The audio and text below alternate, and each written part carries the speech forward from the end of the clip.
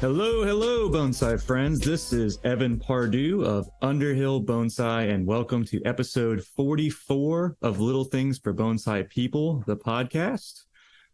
Today, I am just opening up for this episode, just to tell you guys that this is the second part of the previous episode that was released last week, where I was covering watering with Carmen, and then we were going to continue on into bonsai as a career on this episode. So this episode was broken up into two pieces because me and Carmen got really into the topic and ranted on for a couple of hours. So just to keep things digestible, we've chosen to break it up.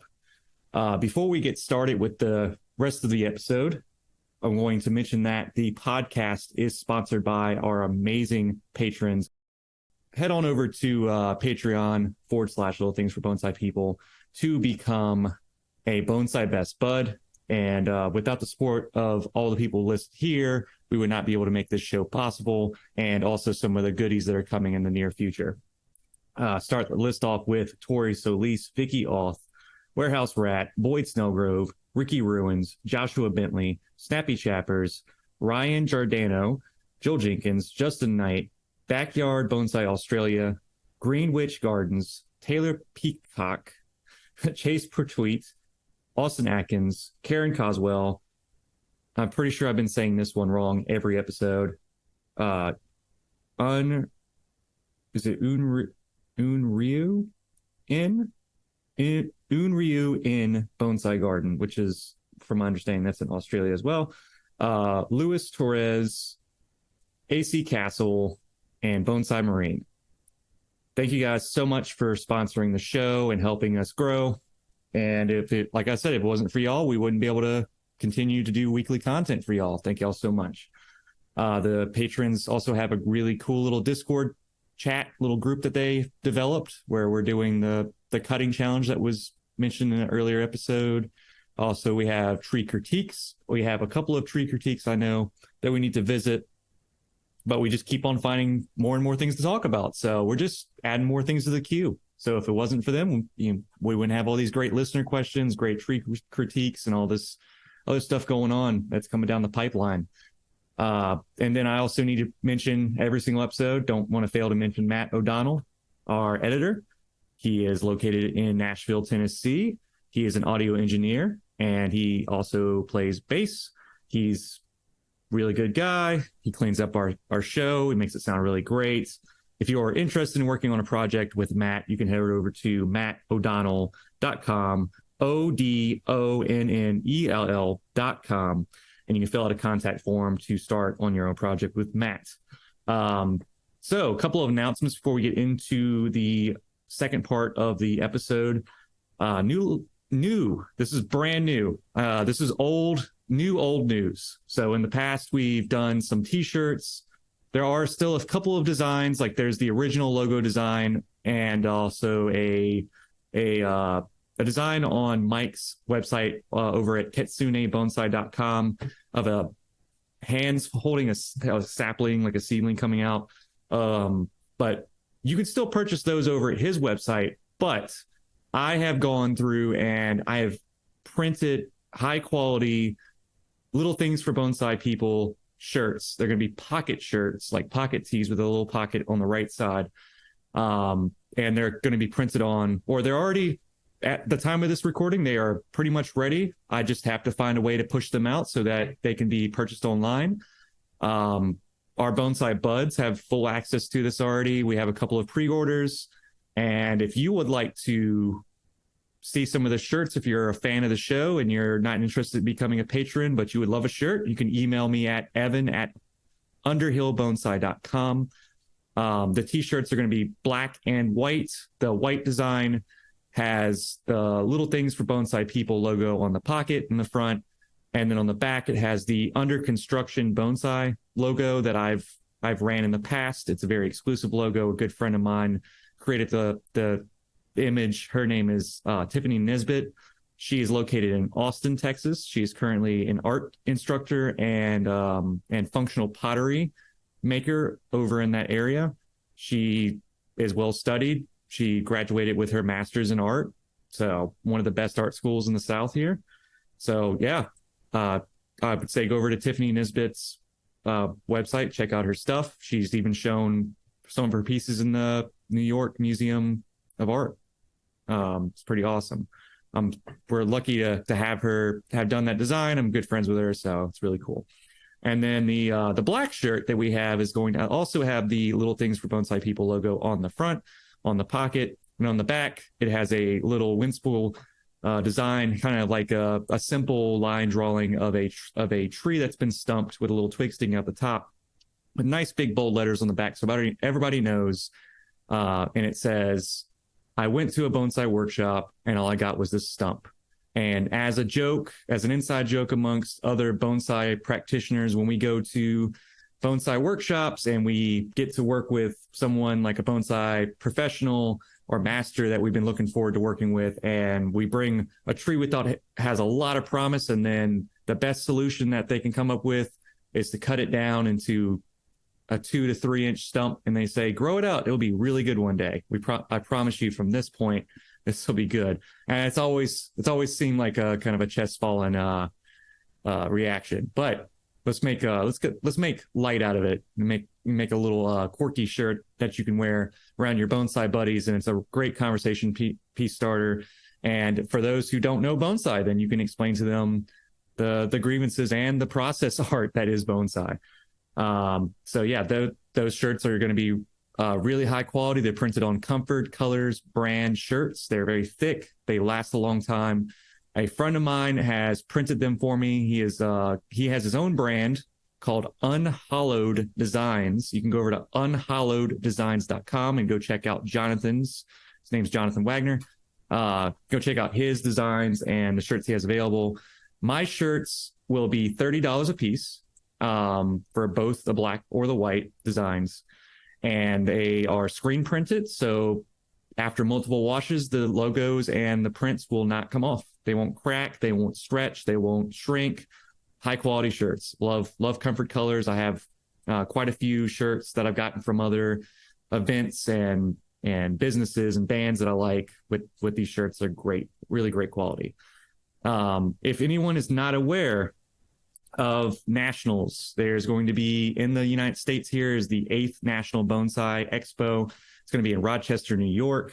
It's going to be September 9th and 10th. I will be there. I will be presenting my water elm clump style broom thing. It's just kind of a naturalistic approach to the species. But also there will be a lot of other amazing trees to see there. I've heard that there's somewhere near 300 entries, probably even more. That includes Kusamono plantings. That includes amazing bonsai stands made by Japanese and European and American bonsai craftsmen. I mean, the works, the bonsai professionals out the wazoo, demonstrations throughout the day, a banquet dinner with a award ceremony. If you're not already signed up, then if you're close enough, you might be able to fetch yourself a ticket. I would go. I've highly recommend it if you have a chance. For those that are going, that the vendor area is rocking. There's always some really awesome vendors there. I know that the professional potter from California, can't remember his name. I know his first name is Now. He had a pot in show at the last one, the seventh national show. Somebody showed a tree and it was in one of Now's pots and it won best deciduous tree. So he's kind of a hot commodity now, but he does make very awesome Japanese American pottery. I would check him out. If you're at the show and you're going to go to the vendor area, that's one of the first places I would go. He's probably going to sell out quick. Sarah Rayner's also really, really good bonsai potter. She will be there as well. Same ordeal. I would run over to Sarah Rayner's after going to Now's. There's also a lot of other really awesome vendors going to be there as far as tools, pots, wire, all the accessories you can think of, bonsai stands, accent pieces. I've seen beautiful sculpted bronze casts of all kinds of little accent creatures and critters you can display alongside your tree. If you go to nationals and you're inspired to show a tree, you could probably show a tree that you bought from the vendor area the previous show. I've bought, I think, two trees from the vendor area 2 years ago. I've got one that I've kept personally. I've kept up personally myself, and I wouldn't be shy to show it. It's an excellent little piece of material, and there's usually some good prices and good bargains on some of these trees. So I definitely recommend checking that out. And then I want to also mention again, we had Laurent Darrow. He was on one of our previous episodes, I think probably about 3 or 4. This is a second part of an episode. It's probably 5 episodes ago. You can look at it in our backlog. But we had Laurent on, and Mike interviewed him, and he will be here in the United States for all of our United States listeners. He will be in Florida starting in mid-September. So he'll start in Fort Myers on the 14th. He's going to travel through up to St. Petersburg into Ocala, the capital of Florida. I'm butchering all these names. DeLand, Melbourne, and then he will move on to New England. He's going to go into Boston, Massachusetts. He's going to be there September 23rd, all the way through till, looks like he's going to be there till the 1st of October. And then he's going to be handed off to me over here in Louisiana. I'm going to have Laurent for about 9 days. I will be hosting 2 one-on-one workshops with him. You can go over to underhillbonsaistore.com /workshops if you're in the local area in Louisiana. I know I have some people coming in from Texas as well to attend this workshop. It's a great thing to do. And then he's going to be going over to California to do a couple of private studies. And he's going to go up to Seattle, Washington to go hang out at the Pacific Bonsai Museum with David Grout. And then he will end up at Bonsai Mirai eventually. And I just say this is might be a once in a lifetime type of thing. It's really difficult for bonsai professionals to travel like this. Laurent's from France. This is his first time traveling to the United States. And I highly recommend, if you're near somewhere where you can catch him for a workshop or just to meet him and just maybe get to stand and watch his demonstration if he's doing a demonstration somewhere. Excellent guy. I highly recommend checking it out. His Burton style is really, really awesome. Very cutting edge and new age bonsai and what to expect in the future. And then over here in Louisiana, if I've got any other Louisianians that are listening, the Louisiana Day of Bonsai is going to be September 30th. So that's going to be right in the middle of the Laurent stuff that I was just announcing. We've got a lot of bonsai stuff happening. Oh, and here I'm going to have one extra bonsai event happening. It's going to be over in New Iberia, that's down south. We're talking Cajun music, Zydeco music, more like just Cajun. What would you say? It's like Cajun world, I guess. Bayous and alligators and Zydeco music is what you can expect to hear. And so it's going to be Louisiana Day of Bonsai. So they do this every year. They just kind of change hands of which club's going to do it. But Jennifer Price is going to be the featured artist at this particular convention. So if you're in the local area, come check it out. It's going to be a great time. I've been offered to do a couple of workshops. I think I'm doing winged elms, I'm doing water elms. I'm sorry. More details on that will come in the future. You can check out my Facebook and also our Instagram, Underhill Bonsai Instagram, and also my Little Things for Bonsai People Instagram for that. And then for next year, we have a show coming up. It's going to be called Bonsai Central. It's another show in the States, another convention. It's going to be May 3rd and 5th. That's going to be 2024 in St. Louis, Missouri. This is it's like another Nationals. It's like another American Bonsai Society convention that I went to earlier in the year in Denver. This show is going to feature Bjorn Bjornholm, Tyler Sirrod, Maria Heidick, Andrew Robson, Young Cho, and Mario Simberger. Talk about an all-star cast of just bonsai professionals. Young Cho being the only Kosamono professional in the United States that's traveling and teaching the way she is. I've seen Young Cho personally and actually have had had the honor of her critiquing one of my Kosamono while I was in show in Denver. She's a really sweet lady. But yeah, all these other professionals are awesome, excellent people. Marija is somebody I'm really looking forward to meeting. She's an excellent bonsai artist from the Europe areas. I think it's Croatia. Awesome. Mario Stemberger, of course, everybody knows. Andrew Robson, Pacific Northwest, trained under Michael Hagedorn, met him myself as well. He's a great guy. Bjorn, everybody knows who Bjorn is, and Tyler Sternrod, just another amazing bonsai artist working over on the Atlantic coast. So I see that there's going to be a best in show. There's awards for best in shows, cash money prizes for best in show. There's a call for trees. You can submit trees. You need to include your name and contact information, 2 to 4 photos of your tree and a brief description of your tree.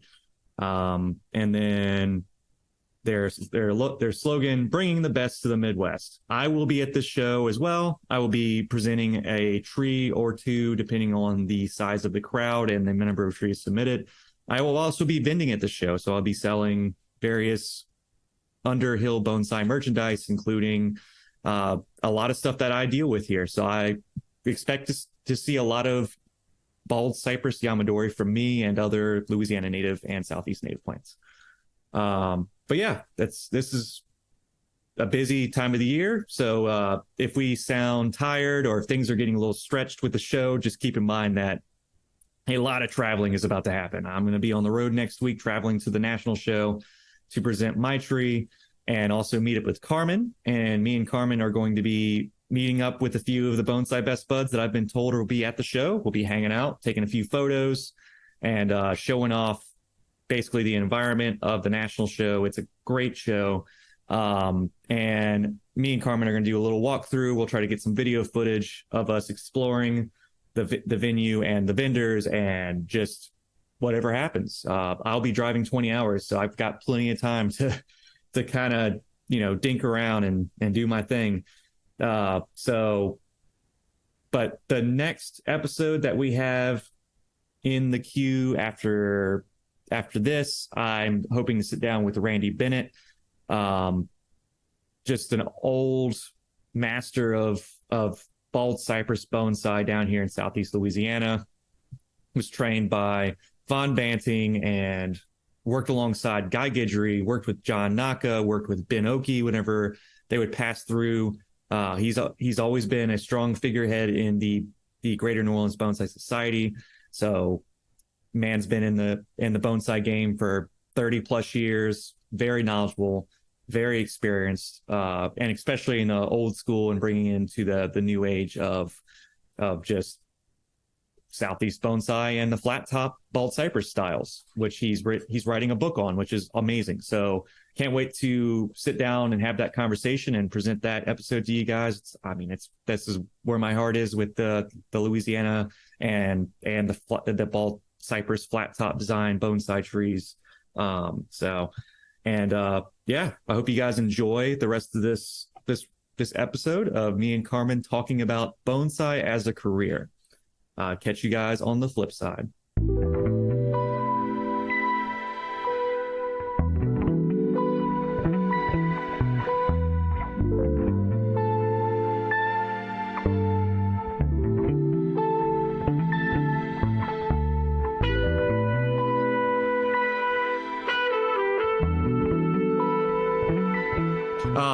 So anyway, let's talk about nursery stuff real quick. Okay. As far as breaking into nursery managing and because I know one of our bonsai best buds has recently taken on to work at a bonsai nursery, which is awesome. And I will stress this: working at a bonsai nursery, at a functional one, is pretty rare. I'm not trying to toot my horn about anything, but like I'll toot it for you. Working at one is not something you just go do. And trust me and Carmen and Mike know this very well, that when you step into the world of bonsai and you're like, I'm going to make a career out of this, there's not like there isn't a bonsai nursery out there waiting for you that says now hiring. That is very rare. My favorite, I was thinking about this morning, was when people go, "Oh, your job must be so relaxing." Yeah. Yeah. Oh yeah. Yeah. I definitely. Most relaxing job ever. My job security makes me just ride around on cloud nine all the time. I'm so chill and zen all the time. Yeah.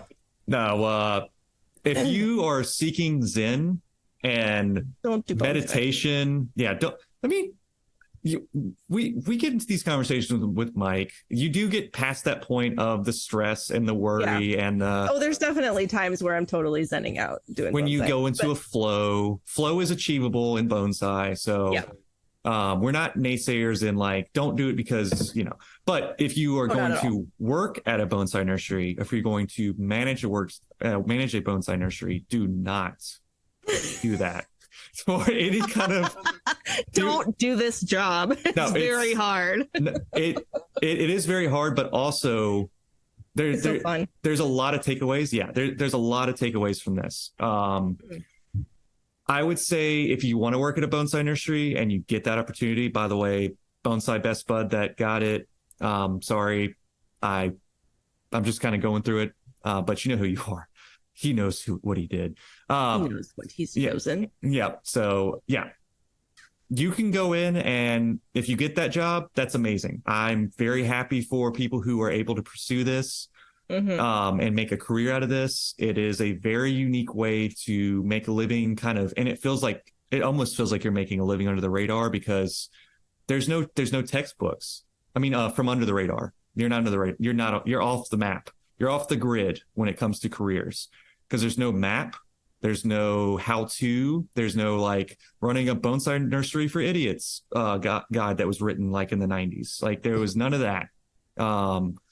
There's just passed down experiences from other people who've done bonsai. Number one reason why a lot of people are going to Japan right now and training and getting apprenticeships, aka Carmen's doing that right now, so she has a good grasp on it. But I'm not in Japan. But not in Japan. But arguably, still. Michael is giving a very good representation of apprenticeship in America. Absolutely. So there is a takeaway from that. It's just, if you get a job as a bonsai employee at a nursery, it will be different from if you were to be a nurseryman at a regular nursery, which that's not a very difficult job to get. In fact, one of the people that work at Underhill he came from a regular plant nursery, and his expectations of plants are just that. It's just he was used to selling foliage plants, unique plants, exotic plants was where he came from. So he was kind of a shoe-in for somebody who I needed to just be there and have a good enough understanding to sell a plant to somebody and get them at least in the right direction where they'll keep the plant alive and we won't lose customers because some of the trendiness in the plant world and plant culture can be a little little toxic and a little just not correct sometimes. It depends on what field you work in the plant world. Plant nurseries are drastically different from a plant store, like a pop-up kind of store. Oh yeah. Totally. So you could go in there, and no offense to anybody who gets into like the trendy side and trendy is kind of like a derogatory term for it, but there is like pop bonsai, pop houseplants, hooray, Instagram. Sorry. It's impermanent, like it is, and it is very pop. It's very pop culture. I know for a little while when we had COVID and we had the scare where everybody was staying home all the time and they were like, what am I going to do? And foliage plants, potted plants became very, very popular. And so there's that one Monstera that's selling for like $400. And I'm like, are you kidding me? It's a 4-inch plant. I don't want to spend but if anybody has a cutting of Thai Constellation Monstera that wants to send it to me, just let me know. But by the way, we're still kind of geeked out about these things. But like plants, like in that, whenever the hype and hysteria got to the top and we're selling cuttings off of plants like that, you don't get into bonsai and as far as working and managing a nursery, and you're just like, this is it. I'm going to put this tree out there, and this tree is X amount of money. And then you sit there like tapping your thumbs on the counter, waiting for someone to show up and buy this tree for this amount of money that you're like, but I see these trees listed for this amount online everywhere, you know? Yeah. And it comes with different degrees of expectations from consumers, and also different degrees of reputation and who you are. So, and this is not, if I ever go into this topic on future, like on this episode and also future episodes, I'm not talking ill about anyone else's practices. I am. No, I'm just kidding. No.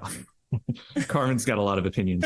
I have to talk from the standpoint of, they are also my like peers in the bonsai world. I can never talk ill of anyone else that does anything in bonsai as far as selling trees, producing plants for bonsai. We're all in this together, and we're all running the same arm race to make a living out of it. So sometimes I see things that are questionable, and other times I see things that I'm like, wow, that's a great piece of material. And I'll see a price on it, and I'll be like, yeah, they have to sell that for way less than what I see it's worth, because there's a certain level of bonsai development that you can get to before the price and the value of it diminishes into just absurd. Like, it's like art. When it gets to the art level, how much is someone willing to pay for it? And that's where you have to separate that in your mind if you're going to manage a bonsai nursery. Yeah.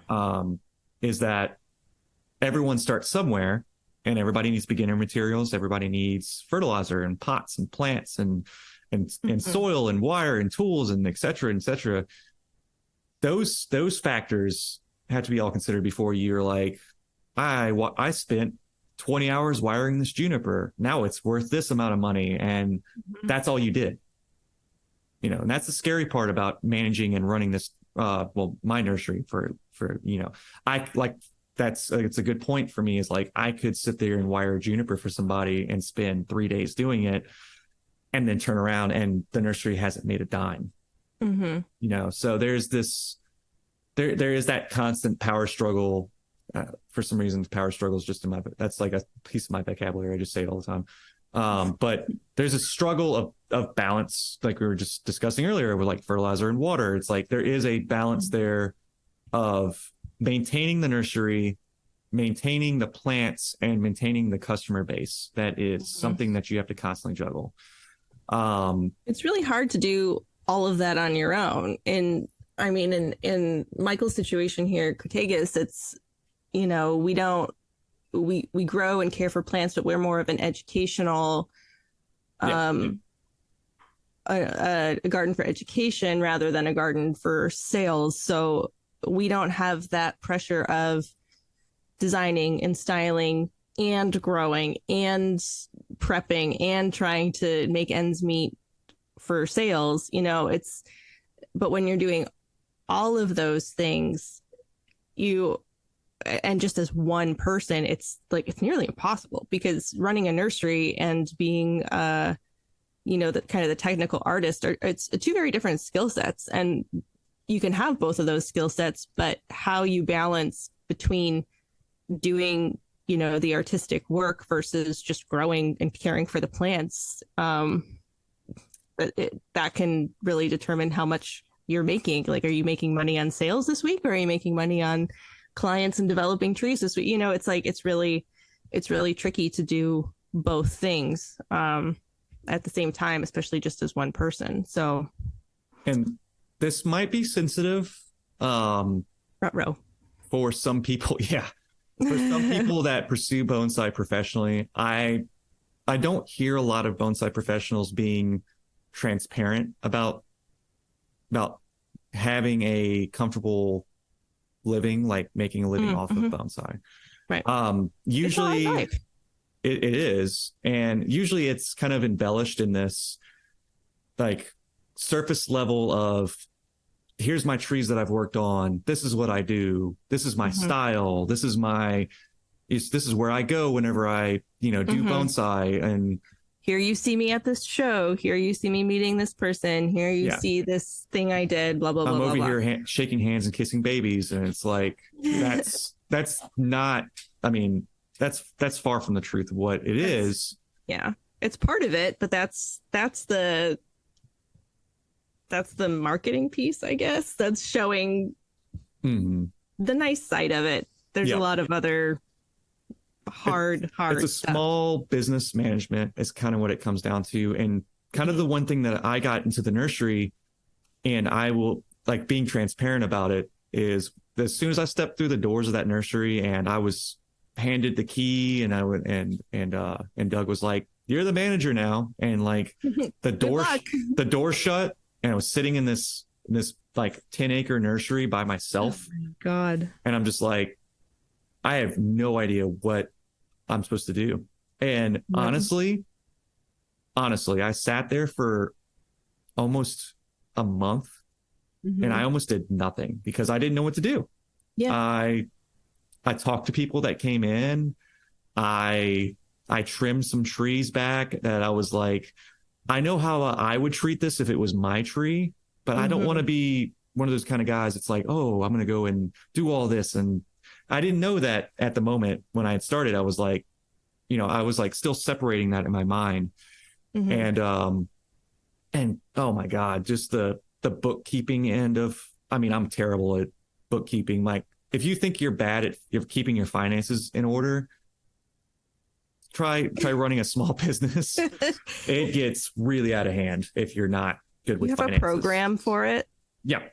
Which program do you use? We have a living program called a bookkeeper. Oh, wonderful. I was going to say, I know there's a couple of really useful programs. I can't remember off the top of my head what it's called, but you can like connect your business card directly to it and it'll input all of that information and do a lot of the calculations and stuff for you. So you don't have to do that. But yeah, it's one of those things that if you are able to afford, also having a bookkeeper, if you can't afford a bookkeeper, get a program to help. Like, and as far as how we do things here, I do a lot of the actual garden work and Michael does a lot of the administration. Back at the botanical gardens, luckily we have a whole staff there so that, you can be the horticulturist and other people do all the other stuff. But yeah, a lot of bonsai nurseries are run by just one or two people. And so you're kind of stuck doing everything. And I think that's maybe one of the things that we've kind of run into here in the States is that over in Japan, they've got all these different levels of bonsai nurseries where, some nurseries just focus on pre-bonsai, some nurseries just grow whips, some nurseries just grow azaleas or just focus on, certain things. And so there's kind of a... you can categorize it a lot easier with different professionals. Yeah, there's like a supply chain. And here there's a lot of people doing everything on their own. And so I think as more people get into bonsai, I'm hoping that it becomes easier as more people focus just on growing or just on doing the design work, or they have bigger operations where they have, somebody, 2 or 3 people working the nursery and 2 or 3 people working on the trees or with clients or in the storefront or something. Because I think a lot of the struggle is that there's just everybody's operating so independently that everybody's getting burned out. Like, I mean, it just makes sense. Online presence helps a lot. That's one thing that we have to learn the hard way for our nursery. And so there just has to be other revenues as well. Yep. For income. Diversify your revenue streams and get people to help you, and don't turn down any volunteer work. Volunteers are helpful if you can get people to help you. I mean, that's great, especially if you can exchange it for, you're coming here to help, but as you're helping, you're learning. So it's almost like free education for them. Yeah. So take on volunteers, take on help from, some people out there not as fortunate with this, but if you have guardian or a parent that can help you do other things. I know I've heard other people with small businesses like their mom or their dad will like run their books for them because we're still the kid. We don't know how to manage our money. So I've heard people having that happen. Mom, help. That works out. I have a couple of friends that are not in the bonsai business that are here in Louisiana that I talk to about small business ventures. I know a guy that owns a restaurant. I know a guy that runs a timber business, and I see similarities in both of those businesses, including mine. And that's kind of what it breaks down into. So yeah, like I said, it's a little bit of a sensitive topic. It's not so much bonsai as we would like it to be, but managing a business it still goes to say that, like when you said the specialty thing, because I had a listener question for about Underhill and what we are. I can kind of just give y'all a lowdown. And I like how Carmen had said, like there's like the different nurseries in Japan that have their specialties. And I think me and Mike had brought this up in some previous episodes too, as well, about we're moving towards in the United States. We're moving towards a place where we're finally getting people who can specialize in things. Like as far as I can tell, we're getting close. That's exciting. Yeah. As far as I can tell, we got Jonas is a really great Japanese black pine grower and technique provider in that species. Michael is an outstanding like chochibai grower. I know that the Weigerts, Eric is just a machine. That dude can do everything tropical. He is kind of like the pioneer of just tropical species in America right now. I'm just gonna be honest. Thank you, Eric, for all the stuff that you've brought over here. And I know there's a couple other people out there that that we have. I don't want to go into a list of just like, I'm not standing on the podium and like thanking all these people. But as far as Underhill goes, I would like to move the nursery more towards natives in my range specialty. And that's always been something I've kind of pushed on, but like obvious one is bald cypress. And no, not at all. That species is, yeah. I'm teasing. I think your bald cypress are awesome. And I love that you want to do a native plant focus. I think that's fabulous. Yeah. I mean, I am just a Louisiana boy, like through and through. I don't have the Cajun accent. I don't have the country accent. I don't have the go fishing every weekend mentality, but there is something about the South East Louisiana and United States that really, like when I see bald cypresses and I see the elm tree varieties and we have a couple of other species that are great, but I focus on elm and bald cypress. And so I guess you could say that's what Underhill's specialty is. I've shipped bald cypresses and to just about every state that I can think of right now. I've made online sales and sold cypresses to people in all the way from Maine to Washington to, the other side of California. I mean, every coast of it, I've sent trees out. So, and I just wanted to say a few things about bald cypress is just a big deal here because this is our native wetland. This is where they have qualities. And I think it has to do with water. Again, we're going to bring up the water thing again. Just the way that they grow here it's unlike anywhere else in the world. They grow the famous, what they're known for is their buttressing in the knees. They don't really do that much other places from what I've seen. They don't do it in the way that they do here, especially young cypresses. Those are the ones that we want to make bonsai out of. And so that is it. As far as what we were talking about, there's a couple of resources for bald cypress. As far as that goes for me, I have me and a friend of mine, you guys have heard his voice a few times, Nate Murray. He has the Boot Bonsai. You can go over Instagram, check him out. He is a very talented Yamadori collector for bald cypress. Some of the stuff that he's pulled recently just blows my mind because I haven't been out collecting this year coming up. I'm going to be collecting water elm and bald cypress this year, and it's just going to be like I'm going to tell my guy Gavin that runs the nursery. When I'm not there, I'm just tell him, Gavin, look, there's going to be like a month where I'm going to be out collecting trees. doing my thing. Mm-hmm. That's something I haven't been back to in a while, something I miss a lot. So yeah, the Yamadori specialty and Southeast natives. And speaking of water elm's actually a new passion of mine, because I shared in the Discord the other day a water elm. It's going to be Planaria aquatica. It's not a true elm, but it's in the elm it's in the ethos. Yeah, it's like hackberries are not elms, but they are. Right. Yeah. And hornbeams and so it's called water elm because it is a tree very similar to the bald cypress, where you can live the majority of its life submerged. And in fact, I have a collected water elm that is about 15 years old from time of collection to now.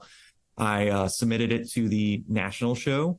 I think I talked about this. I submitted it also to Denver, the ABS show. That same tree got into the national show, the 8th U.S. National Expedition this year. So expect to see me there with that tree. It's in 3 weeks? Oh, no. 2 weeks? It is, see, the time of recording of this episode, I leave next weekend to drive up. And you have to drive. That's right. You have to drive. Yeah, 2 weeks. So 2 weeks. Oh my god. Technically, yeah, you have the what is it? The pleasure of flying. I have the pleasure of flying. Yeah. So yeah, have fun with that. Thank you. You know what? This is like a 6-hour flight for you. Yeah. Which is still, I mean, I dread 6-hour flights to Portland when I go up there to see you guys. But yeah. But it's a 20-hour drive. It was a 10-hour drive to Denver. It's a 20-hour drive to nationals. I did it 2 years ago with a winged elm, a Humus alata that I presented. So every time that I present trees, I always make sure to be like, this native tree it's the stuff. It's the, I mean, we're late enough into the episode now that I can say, it's the like, I'm like, this is what I want to show. That tree a lot. Are you gonna have the same kusamono with it? Yes, I'm going to be using sweet. I can't wait to see it. I'm going to be using, it's a collection of carnivorous plants. It's Sarracenia, ground pitcher, or pale pitchers is what they're called, and then Venus flytrap, which is Dorsalia, I think. I can't remember. It starts with a D. Yeah, and then there's sundews. I think the Dorsalia is actually the sundew. Venus flytrap is some other. Drosera, right? Yeah, Drosera. Yeah, that sounds right. Nomenclature is just however you pronounce it. You could say it completely wrong, and as long as it's the way you understand it. But yeah, the reason why I use those guys is because they are natives to Louisiana, and a lot of people don't know that. A lot of people are like, "Oh, Venus flytrap, what is that like? Like that came from like the rainforests." I'm like, no. Yeah, no, it came from Louisiana. It came from Louisiana. They exist all the way up into North Carolina. Is like actually more of their, where you'll see them more. They actually were very prominent here in Louisiana until something wonderful that, and I'm saying this completely in irony, when they spray ditches with herbicides. Please stop. If there's somebody out there, which no one's listening to a bonsai podcast that's like in the in the pest control and herbaceous control of Louisiana, is just like, oh, maybe I should stop spraying everything and destroying ecosystems. That's part of the reason why people don't know anymore, because of how sensitive those are. We're spraying herbicide into our ditches. We're eradicating sundews and our pale pitchers and our fly traps. Fly traps would be here. They're a lot more sensitive than pitcher plants, so they're gone. Stop spraying herbicides like that. But I chose to use those because they reflect a marshland or a still water environment that water elms could be found in. There's freshwater movement in there. I know I've had some arguments about people with that. Not arguments, I didn't get into heated debates about freshwater versus stagnant marshland, because there's different degrees of ecosystem. I forgot what it's called. Biodiversities in the different types. And yeah, anyway, that's another whole science episode. But yeah, I'm choosing to go with Louisiana natives, as far as the plant goes for the kusamono and the bonsai. And also I make sure that when I use a bonsai stand, I always use a American, especially South America, like not South American, but South United States woodworker. That's cool. So who's your stand maker? I had my first one was by my grandfather, which is kind of cool. It's kind of interesting because he used to be a cabinet builder. Like that was his thing. Like he grew up in a different time where you could just start up a cabinet building business and then you just like lived your life on that. Now it's a little bit more challenging to do those type of things. I know people like I was just mentioning earlier, my buddy that runs a timber business. Like he makes a living selling timber for houses, to build houses, luxury homes with. But my grandfather used to build cabinets, and then he got old and can't throw lumber like he used to. So now he builds guitars. He actually trained himself to become a luthier? I can't remember the official name for somebody who builds stringed instruments. But he's cool. Self-taught in both of those aspects. He's also a self-taught bluegrass instrumentalist. Like he can play guitar and banjo, and like he's very talented. And so he built. I said, I'm going to nationals for the first time. I want to represent Louisiana and my family background and heritage. And he's like, okay, I got you. And he proceeded to build like 5 bonsai stands. Oh my gosh! I had to pick. So go Grandpa. Yeah. So he built them, and he said, I not only did I make 5 of them for you, but also I made 5 of them so you never asked me to do this again, because he didn't like it. He likes building guitars more. And I then love your grandpa. Yeah, he's a funny guy. And then my water elm it's a loaner from Dawn Ketting, who's also presenting trees at the show this year. She's presenting an Ellie Agnes, a Portricaria afra, and a Nia. It's a Nia tropical Nia, and all of those trees are just knock out of the park. They're great plants. I've had opportunity to work with all of them with her, and they're all medium sized, but she's really good with medium size, and like right around the Shohin and medium sized bonsai. She does a great job with those compact fat little trees. I kind of get that. I kind of get my taste in the fat short trees from her too. So it was a loaner from her. It's made out of pure mahogany. Wow. And I can't remember the stand maker's name, but I'll get it for later. Whenever it's presented in the show for the national album, you can go in there and read about it. I'm probably going to forget. But yeah, anyway, so yeah, back to the nursery, just to kind of round it out, and then we can pick up talking about bonsai nursery management and running with Mike later on. I know as far as bald cypresses go too, I'm going to have Randy Bennett on. I'm hoping to have him on the next episode. Cool. Yep. Very cool. And so for you guys who don't know, I shared that thing, and I talk in circles a lot. So I shared the thing in the Patreon and in the Discord, and it was this picture of a Von Banting water elm. And I found a picture of it in Outstanding American Bonsai. And this was back in the, I think it was issue number 1 of Bonsai Today, 1989. Wow. And there was this chapter where they just went through and they were like, these are outstanding trees by up and coming bonsai artists in America. And one of, there was quite a few in there that if you go back and look, they're some of these people that haven't passed away. Most of them have, unfortunately, but yeah, you'll still see those names pop up today. And one of those was Von Banting, and Von Banting is very important to Southeast Louisiana. He was the pioneer and coined the term flat top bald cypresses.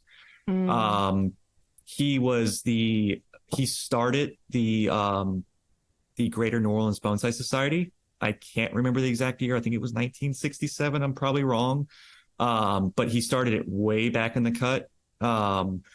He was one of the first guys to really get in there and start doing bonsai at that golden age of North American bonsai, when we were starting to learn we're starting to get translations from. That's when Kimura submitted his first bonsai article to Bonsai Today, and it was the first translation of an article that people could just get their hands on in a magazine and read it and be like, oh crap, like this guy's performing magic over here. But it's, you see the techniques and they're explained, you're like, oh, I can do that. And so people started practicing these things. And Vaughn, I know we're running long, but this is just, I figured we'd just go long today. Keep going. Yep, just keep going. We've asked for longer episodes. Here you go. But Vaughn was one of the first guys to bring in other bonsai professionals to a club like ours. And of course, I wasn't around at this time, but he had John Naka and Ben Oki, and even had Kimura come in for when he was doing his early touring in America. There's a picture of Kimura and Von Banting. I sent it to you, Carmen. Yeah, I saw that one. That was in that Bald Cypress group, right? Did that get shared there? Because I think I saw it on Facebook too. It did, yeah. And it's just amazing, to see these old pictures. And it's Kimura like in his like early 30s and Von Banting in his like 20s, just standing there hanging out together. And you look at this picture, that picture, and you see there's no trees zoomed in on, but you can tell from Von's collection he cared very well for his trees. Like he had some very nice trees for what he had. And so that image was shown in Bonsai Today as outstanding bonsai. And I was like, wow, I had no idea it was this big of a deal. Like it was, it's because bonsai wasn't a big deal back in like the early days. Like it was a big deal, but it was not what it is now.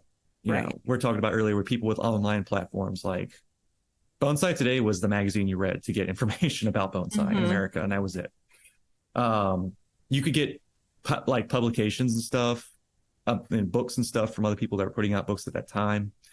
But yeah, so you see Von Banting's water elm, and it made me feel a certain way when I was like, I want to show this water elm even more. And I want to build more water elms, because he was not only known for bald cypress, he was known for water elms because he was also one of the first people to pull water elms out and make bonsai out of them. Bald cypresses had been made into bonsai for several years, maybe a century before that. I'm sure people had tried their hand at bald cypress.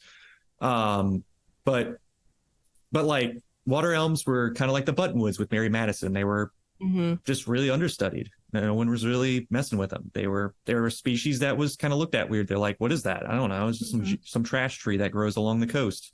And so, and seeing that tree it hits differently, because I looked up in the national show what other water elms have been shown. And the only other water elm that was shown was somebody who had purchased his tree when he had passed. There was another water elm by Von Banting that was shown at nationals, and this was, I think, back in the 5th or 4th, and I was like, I'm very happy being there.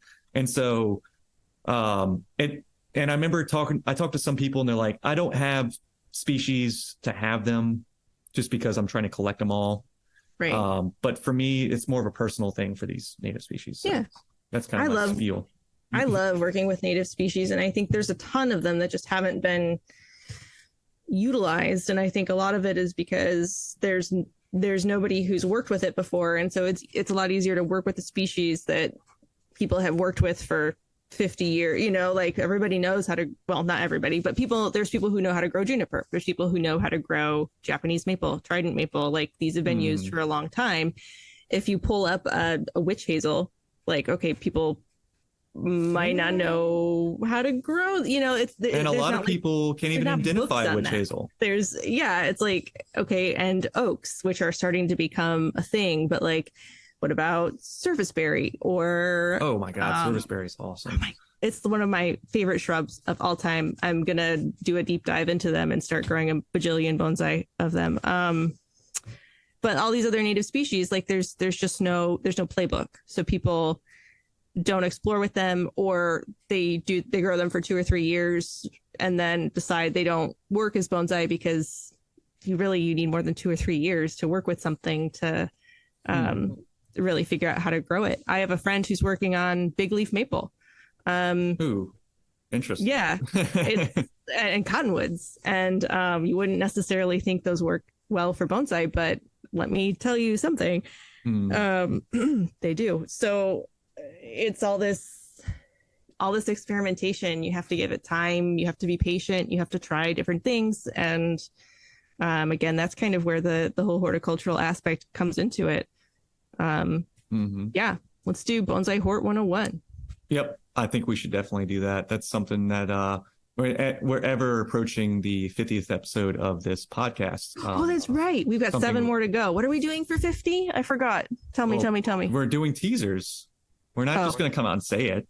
Okay, well, you'll have to text me later. Tell me what we're doing because I forgot. We have a general idea of what we're doing. Ooh, excellent. I love general idea. Yeah, exactly. For all you How I Met Your Mother fans. But yeah, so as far as and just kind of go back, and then we'll start to do the ending remarks of this episode. Just to refer back, the reason why I mentioned Vaughn and I mentioned the water elm is because Randy was directly trained by Vaughn, and so and so was Guy Guidry. Guy Guidry is also a pretty big person when it comes to bald cypress bonsai. He has trees in the National Arboretum as well as Von Banting. And so the Randy is he's one of these outlier bonsai artists that a lot of people are not aware of because he spent the majority of his life being a school principal as opposed to the traveling bonsai artist. He doesn't mean that he's not as good as some of the other people in his from his time of learning bonsai. So I really wanted to feature Randy, and he's currently writing a book. The manuscript is basically done for the most part. He's looking for publishing. I know publishing is really challenging. And he'll essentially have the bald cypress bonsai book. And that's sweet. So I know we're going to try to talk about that a little bit. So hopefully I'll have him on the next episode. And also we'll have to continue this talk with Mike about managing and running bonsai nurseries because he's worked with the Weigerts. I know a lot of people are interested in that. So I think we kind of brought up earlier our bonsai word of the week. We talked about, and we talked a lot about watering. And so that word that we're going to talk about today, you have it, Carmen. I have it. Yeah, our word of the week is hamezu. And this is when you water the leaves and the top of the tree with a focus more on that than on your soil. And this is something that, a lot of people don't water the leaves of their trees, which generally is good practice because it's a really good way to spread funguses and other pathogens. However, especially when it's hot, it's a great way to cool down your trees. If they don't need a full soaking, you can go through and, water the tops of your trees, let a little bit of it go into your soil, kind of just refresh the tree overall. And I've started doing this a lot more, especially over the summertime here. In the spring and the fall, when it's cool and rainy, definitely no, because, fungal pathogens spread like wildfires. But when it's hot out, it's a great way to refresh your tree, especially kind of in the middle of the day. Watering your leaves and just a little bit of the soil just to, increase humidity, cool things off. And it also is really helpful for spraying off pests like spider mites and, any other little bugs that might be on there. A heavy spray of water, which different than hamezu, actually. You'll want a heavier spray for something like spider mite, but yeah, it can be beneficial in more than one way. Yeah.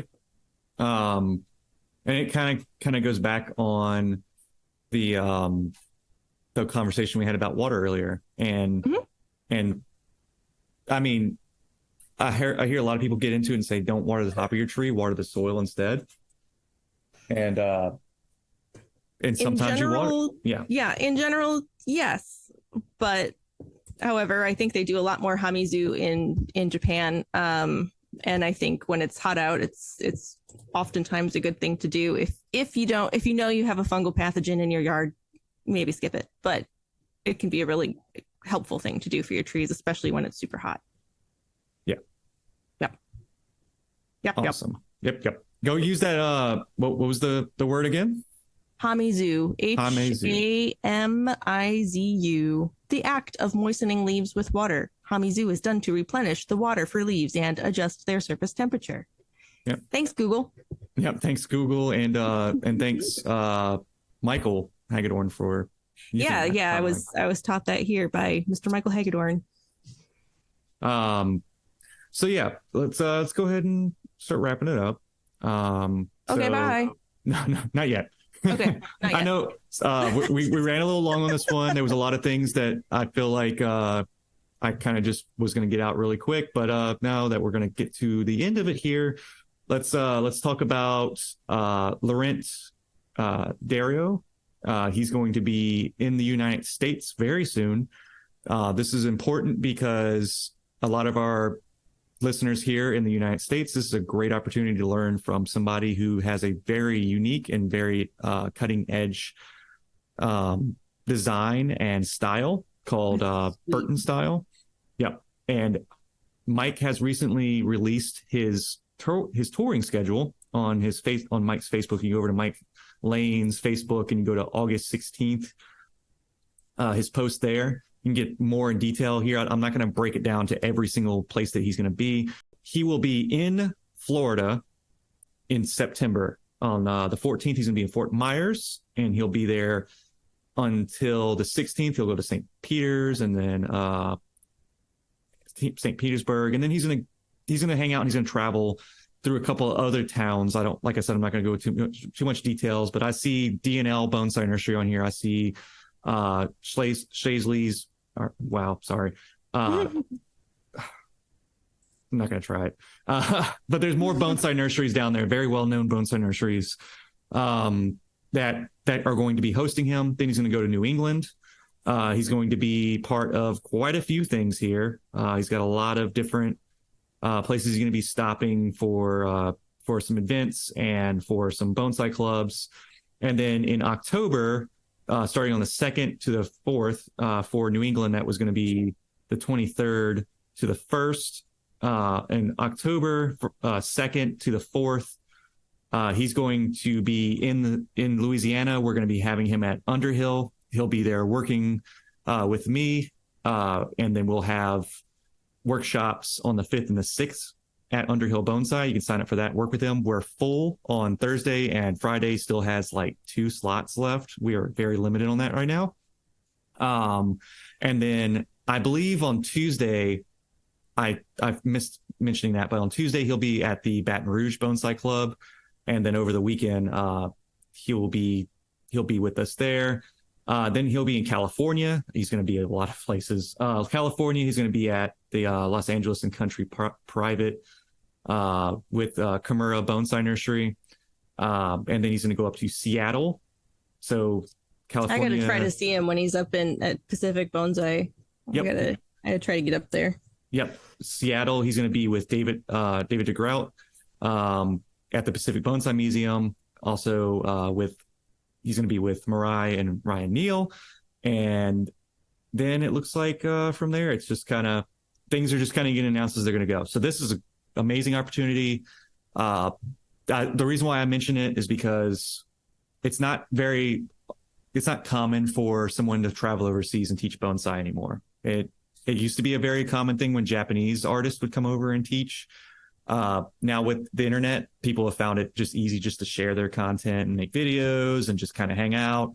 Not a lot of people are traveling like this. So definitely check Laurent out. He's definitely worth checking out. He's classically trained in Japanese bonsai.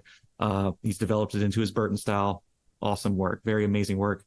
And also to note, Mike has them and I will have them as well. I'll have Cosmic Bonsai, his books that have been translated to English for the first time. I think like last year, I think they've got English translations. They're sold over here in the States now. You can get them without having to pay crazy shipping fees and stuff like that. And he'll be in those locations. I would get them signed. because they are short run. He doesn't have a lot of resources to get them reprinted as often as you would like. So I would recommend getting a book and getting it signed if you're a bonsai fan, like a poke fan, like a bonsai fan. So I would just say this is a great opportunity to learn and have that.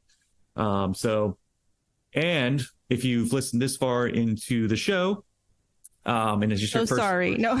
Yeah, that's what I was going to say. Is like, if you listen this far into the show and this is your first time listening, sorry, but also thank you so much for listening. If you would like to support us, me, Carmen Lesko VNT. I used to be able to not pronounce her name, but now we're here. Mike Lane.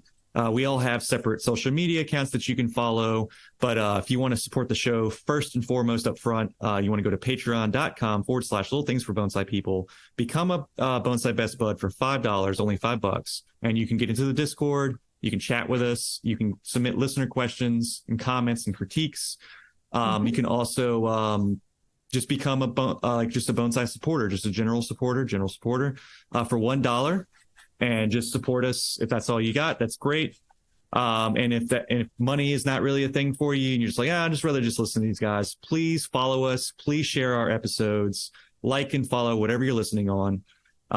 You can go over to underhillbonsai.com, go check out some of my stuff. Go check out the store. So yeah, you can go over to underhillbonsaistore.com, see what we got for sale there. I'm trying to keep it updated. I just got a bunch of willow pots, South African potter from, pretty well known at this point.